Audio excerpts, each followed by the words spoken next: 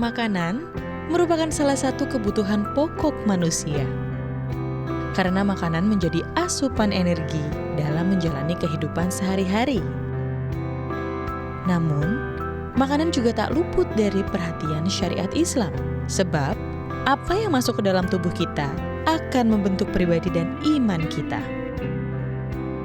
Oleh sebab itu, Allah menganjurkan kita untuk memakan makanan yang halal dan juga baik. Dan yang perlu kita yakini ialah apa saja yang Allah larang pastilah memiliki mudorot. Dan apapun yang Allah anjurkan memiliki manfaat.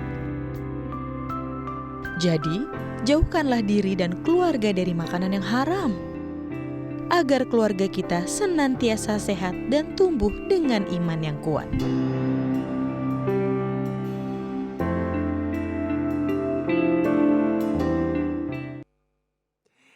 Bismillahirrahmanirrahim. Allahumma salli ala sayyidina Muhammad wa ala sayyidina Muhammad. Assalamualaikum warahmatullahi wabarakatuh. Masya Allah. Alhamdulillahirrahmanirrahim. Kembali lagi bersama saya Ali Zainal di Cahaya Hati Indonesia. Kalau misalnya kita lihat cuplikan tadi, Masya Allah ya. Jadi ada yang bilang mulut ini sumber kesehatan dan sumber kesakitan. Tergantung bagaimana cara kita menggunakannya. Nah baik, kita akan bahas apa yang menjadi cuplikan tadi di salah satu tema kita, yaitu asupan tepat iman sehat. Ada efeknya ke iman nih ya. Dan yang kedua, mengenal Al-Quran sejak dini. Penting banget pastinya. Dan yang ketiga, hidup jangan banyak gaya. Seru ya. Baik, nanti insya Allah kita akan bertemu dengan guru-guru kita yang dimuliakan Allah Subhanahu wa Ta'ala. Ada Ustadz Taufikur Rahman, Ustadz Bobby Herwibowo, dan tentu saja nanti bersama Ustadz Syam kita akan ngaji yuk. Dan langsung aja kita akan bertemu dengan guru kita yang dimuliakan Allah Subhanahu wa Ta'ala, Al Ustadz Taufikur Rahman. Assalamualaikum guru. Waalaikumsalam warahmatullahi wabarakatuh. Aduh, Masya Allah, seger banget nih guru nih. Masya Allah ya. Pesantren aman guru? Alhamdulillah, barokah, santri sehat, afiat, imannya juga insya Allah jadi kuat. Masya Allah, tambah besar kayak jadi Masya Allah. Alhamdulillah, berkat doa Habib Ali lah. Allah, doa pertamanya di masjid itu Habib Ali. Kita udah sholat duha di sana, Masya Allah. Doain Ali terus guru ya. Iya, doa. Kita akan membahas tentang yang pertama, asupan tepat iman sehat. Nah guru, memang kadang-kadang kita suka sembrono ya. Atau mungkin fakir ilmu, kita nggak paham ilmunya bahwa segala sesuatu yang masuk ke dalam diri kita ini bisa mempengaruhi iman kita. Nah untuk itu bagaimana ilmunya guru, silahkan. Assalamualaikum warahmatullahi wabarakatuh. Waalaikumsalam warahmatullahi wabarakatuh. Alhamdulillahi rabbin nas, malikin nas, ilahin nas. Wassalatu wassalamu ala asyrafin nas wa ala alihi wa ashabihi wa ummatihi khairin nas. Amma ba'du, ikhwani wa akhti fillah yang saya hormati, cintai, sayangi karena Allah, pemirsa Cahaya Hati dimanapun Anda berada. Satu pantun pembuka dari Al-Fakir, Makom Ibrahim terasa nyaman bersama nyonya sambil membaca ayat-ayat. Salam silaturahim dari Taufikur Rahman. Semoga semuanya pada sehat walafiat. Amin. Amin ya Allah wa ya mujibas sailin. Asupan tepat iman kuat. Di dalam Quran surat ke-7 Al-A'raf di ayat ke-31 Allah telah memberikan aturan-aturan buat orang-orang yang beriman. Bismillahirrahmanirrahim. Khuzu zinatakum inda kulli masjidin. Wa kulu washrabu wa la tusrifu. Innahu la yuhibbul musrifin. Yang artinya di tengah-tengah itu Allah memerintahkan, makanlah oleh kamu sekalian, minumlah oleh kamu sekalian. Tapi ada warning ini, ada larangan, ada wanti-wanti. Tapi jangan berlebihan. Jadi jangankan bicara yang haram. Ini sebelum kepada makanan yang haram dulu nih. Ini yang halal dulu. Jangan berlebihan. Kenapa? Karena Allah menjelaskan sungguh Allah nggak demen sama orang-orang yang berlebihan. Padahal itu halal. Kita bisa beli makanan dan minum dengan uang kita. Bukan boleh nyuri loh. Halal. Tapi ketika sudah melebihi kadar kelebihan, tidak enak. Makan yang enak kan ada syarat 5 Bang Ali. 1 memang kita sehat. 2 perutnya lagi lapar, 3 ada teman makannya, 4 emang makanan itu kita suka, 5 gratisan, ajib. Ajib banget itu. Ya, itu nikmat. Nah, tapi ketika sudah berlebihan, udah kenyang, dipaksain, Nggak heran akhirnya jadi muntah. Padahal itu barang boleh dikatakan bukan barang haram, barang halal. Nah makanya ini dalam rambu-rambu surat Al-A'raf ayat ke-31 Allah memberikan warning jangan berlebihan. Kenapa? Karena ketika sudah berlebihan dalam keterangan hadis yang lain Nabi menyinggung 3 macam perbuatan. Ini dalam kitab Ta'limul Muta'alim, larangan seorang santri, larangan buat mereka yang masih demen ngapal, pelajar, para santri di Syekh Az-Zurnuji mengingatkan bahasa Nabi 3 macam perbuatan yang walaupun kamu nggak berbuat maksiat Allah gedek sama kamu. Padahal sholat ngerjain, padahal nggak berzina. Semua rutinitas ibadah dikerjakan. Tapi kalau kamu pakai 3 sifat ini, Allah murka pada kamu.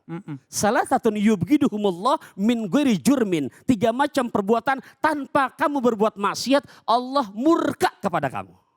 Apa itu? Nah, di antaranya ada urusan perihal ini nih makanan. Yang pertama Nabi menyebutkan Allah enggak demen, Allah murka kepada orang yang mempunyai sifat al-akul. Takut pemirsa nungguin 3-3-nya saya sebutin dulu deh. Al-akul, orang yang tukang banyak makan. Apalagi al-bakhil, orang yang kebangetan pelit.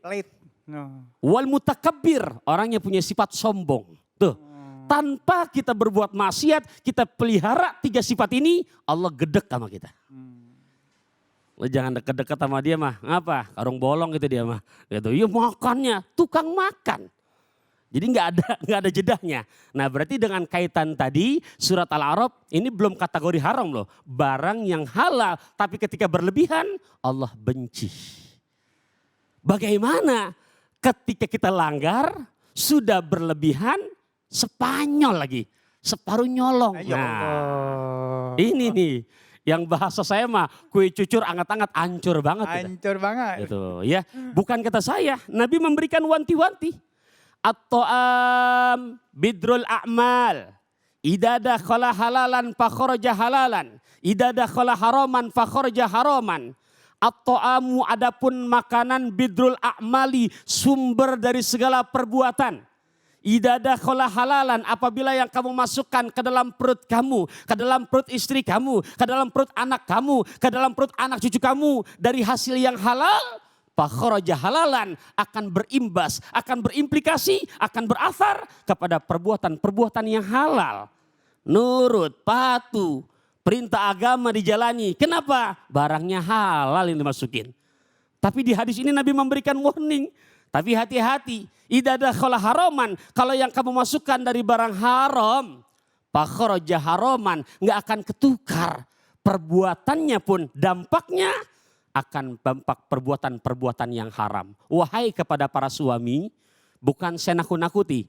Istri kita ketika kita nikahi dia gak minta banyak kok. Abang aku mau dibelikan tinta tapi tinta yang dari Belgia. Aku mau bicara cinta tapi yang membuat hatiku selalu bahagia. Asik. Tapi bahagia yang mendapat dalam naungan ridha Allah. Benar. Contoh, ternyata hasil banyak tapi boleh hasil korupsi. Allahu Akbar. Dah, saya bacakan lagi hadis lagi nih. Apa kata Rasulullah? Kullul lahmin nabata minal haram fannaru aulabi. Setiap daging yang tumbuh dari barang haram, yang pantas memakannya adalah jurang api nerakanya Allah. Jadi jangan sampai kalau mesen nasihat orang tua kita dulu, hana caraka data sawalah. Apa saat itu kalau bahasa anak zaman milenial gak paham. Kalau bahasa pantun saya sederhana. Naik kereta makan semangka, jangan rancuh malu dilihat nyonya. Kita yang makan nangka, jangan sampai anak cucu kena getahnya. Tuh, jadi berimbas bukan ke kita doang. Nanti yang dimakan oleh istri kita, dimakan oleh anak kita, itu imbas terus mata rantainya. Gak akan pernah terputus. Solusinya bagaimana? Lewat kesempatan yang singkat ini, saya kutip pendapat seorang guru. Al-Imam Hanafi lahir di tahun 80 Hijriah. Beliau punya guru namanya Hamad bin Abu Sulaiman.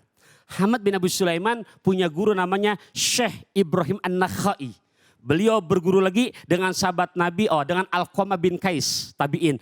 Alqamah bin Qais berguru dengan sahabat Nabi Abdullah ibn Mas'ud, Umar bin Khattab, Ali bin Abi Thalib. Nah mereka berguru dengan Rasulullah. Rasulullah dari Jibril. Jibril dari Allah Subhanahu wa ta'ala. Jadi sanadnya gak putus nih. Ya, mengutip pendapat Syekh Ibrahim An-Nakhai untuk menyelesaikan semuanya ini, makanya beliau memberikan solusi 5 macam yang harus kita berikan asupan terhadap jasmani lebih-lebih rohani kita yang akan berdampak nanti iman kita akan sehat dan kuat.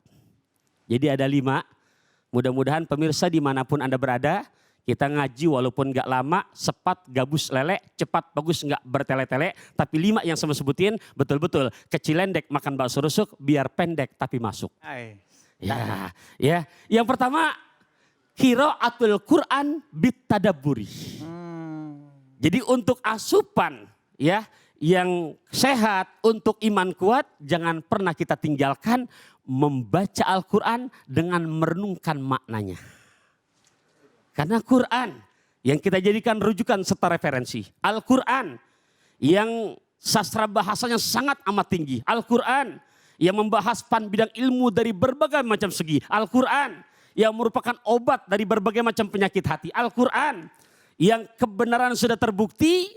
Nih, lihat seorang Sayyidina Umar bin Khattab saja. Umar bin Khattab di saat belum masuk Islam, beliau kalau sehari nggak gelut keram tangannya. Ini bukan kita ngada-ngada, bahkan begitu masuk Islam pun Nabi sampai memberikan garansi. Iblis saja ngelihat bayangan Umar itu grogi. Itu hadis. Tapi lihat ketika masuk Islamnya Sayyidina Umar karena asupan yang tepat. Ternyata beliau mau bunuh Nabi Muhammad, lagi mau bunuh Rasulullah. Ditanya sama sahabat, mau kemana kamu? Mau membunuh tuh yang namanya pembawa ajaran baru. Apa kata sahabat? Jangan kau bunuh dia. Kenapa? Itu adik kandung kamu udah ngikutin ajarannya. Kaget Sayyidina Umar. Dia putar balik kudanya, dia hampiri ke rumah Siti Fatimah, adiknya. Begitu masuk, dihadang oleh suaminya, ditempeleng, kelenger. Mau masuk kamar, ternyata dalam kamar lagi baca surat Toha. Langsung lemah lunglai. Ikhwani fillah rahimakumullah. Ini hebatnya Quran. Ajaibnya Quran. Kita tidak bisa mengubah isinya. Tapi isi Quran bisa mengubah jalan hidup kita. Nah yang kedua. Ini kaitan juga untuk mengerem makanan. Untuk betul-betul iman kita kuat dan sehat terus ke depannya. Yang kedua katanya ikhla'ul batni. Banyak mengosongkan perut dengan melaksanakan puasa sunnah. Ya, jadi ya siap atau enggak siap, makanya orang-orang yang gemar puasa mudah bangun malamnya untuk qiyamul lail, mudah untuk melaksanakan aktivitas baik yang sifatnya untuk profesinya, lebih-lebih untuk kaitan ibadah. Dan yang ketiga, apalagi kata Syekh Ibrahim An-Nakhai, yang ketiga di samping puasa kemudian baca Quran, yang ketiga adalah salatul lail raqatain, sempatkan waktu di saat sepertiga malam walaupun hanya mampu sebatas 2 rakaat. Syukur-syukur bisa lebih daripada 2 rakaat. Sudah 3, yang keempat apalagi at-tadarru' bis sahari, banyak memakai waktu di saat menjelang subuh untuk dipakai introspeksi diri. Evaluasi. Bib, di saat waktu jam 3, setengah 4, jam 4, setengah 5. Sekarang subuh setengah 5 lewat 5 menitan. Itu suasananya setelah kita ambil wudhu, kita hamparkan sejadah, kita munajat, kita sholat, selesai tahajud, lantas kita iringi lisan kita dengan istighfar. Ini Masya Allah ikhwafillah. Itu kehidupan kita dari mulai balik hingga sekarang sudah bolak-balik. Maksud saya jangankan yang baiknya, terutama yang buruk-buruknya. Semua kerekam di hati kita itu. Kerekam itu. Ya Allah, dulu saya begini. Gak ada yang luput itu. Lisan boleh berbohong, tapi hati gak bisa dibohongi. Dan yang kelima, untuk asupan iman kita, sehingga nanti dampaknya menjadi kuat, harus kita jalani, apalagi dalam kondisi pandemi seperti sekarang ini. Apa yang kelima? Mujalasatus sholihin, banyak berkumpul dengan orang-orang soleh. Makanya kajian Cahaya Hati Indonesia ini tolong kepada ikhwafillah yang nyampein bukan saya aja. Banyak guru-guru yang mulia yang dengan kualitas nggak diragukan. Tolong makanya untuk ngobati hati kita, untuk betul-betul menguatkan iman kita, jangan tinggalkan nomor 5 tadi, berkumpul dengan majlis orang soleh, sempat makan tupat bareng Pak Anton, sempat nggak sempat biar ditonton. Masya Allah ya. Jadi luangkan waktu di Sabtu dan Minggu pastinya ya, jam 12 siang bersama Cahaya Hati. Insya Allah akan merecharge hati kita selama seminggu ke depan, insya Allah ya. Baik, dan kita akan masuk ke dalam pertanyaan nih guruku, mohon izin Ali bacain dulu. Kan. Bismillahirrahmanirrahim. Ini pertanyaan dari Hilmar sorry ya. Hilmar 104. Bagaimana kalau kita makan tapi ngutang dulu? Apakah makanan yang masuk ke dalam tubuh kita masih baik buat kita? Baik. Ikhwani fillah rahimakumullah. Bicara hutang, makanya di dalam Al-Quran surat Al-Baqarah ayat 282, ada baiknya harus betul-betul ada ijab kabulnya. Lantas bagaimana kalau kita makan memang dari hasil ngutang, itu halal. Yang penting memang ada ijab kabulnya. Akan tetapi bisa menjadi mudorot, bisa berdampak kepada negatif ketika yang punya hutang enggak tanggung jawab buat bayarnya. Nah, itu dia tuh. Banyak kan zaman now pada pinter ngutang, giliran ditagih galakan dia. Iya. Ini baik yang berasa nih Beb. Iya, jadi hati-hati. Kenapa saat bisa begitu? Karena dampaknya bukan di dunia. Sampai Nabi memberikan warning, nafsul mu'min mu'allakun bidainihi. Jiwa orang beriman akan terkatung-katung selama belum dilunasi utangnya. Jadi jangan heran kalau baginda Rasul pernah lagi mau nyoletin jenazah, nggak jadi dia. Pulang lagi, kenapa? Nggak ada ahli waris yang mau bertanggung jawab perihal utang si mayit. Makanya buat kita wahai para ikhwafillah, kalau ada orang tua kita meninggal dunia, ada yang namanya kerabat kita, tolong biar ada yang menyampaikan tuh secara ijab kabul, khawatir ada yang berhutang jadi nanti biar betul-betul diselesaikan di dunia. Bukan saya nakut-nakutin, mungkin bahasa pantun saya sederhana, ya rame-rame beli kentang dari Bu Nia seorang konglomerat. Jangan anggap remeh urusan utang, karena tanggung jawabnya dunia sampai akhirat. Allahu Akbar, Masya Allah. Makasih guru ilmunya. Sama. Ya, jadi kalau misalnya emang mau makan terus ada niatan ngutang, bayar. Jadi kalau misalnya enggak nanti jadi bala ya, Masya Allah ya.